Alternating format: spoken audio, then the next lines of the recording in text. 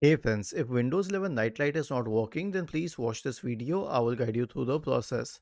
So search for Nightlight in the Windows search bar and go to Nightlight. Now you can click on Turn On Now to turn it on and Turn Off to turn it off. If it's not working, it could be quite possible that its strength is 0 or very low, so it's not visible.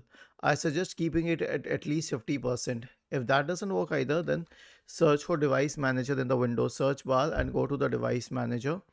Expand the list for batteries. Right click on the Microsoft AC adapter and update it, and right click on the battery driver and update it. And expand the list for display drivers.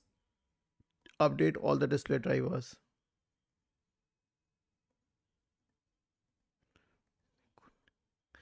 Was this helpful? If yes, then please subscribe to the channel. If not, then let us know in the comment section of the video on how we could help you further. Thank you for watching this video and have a nice day.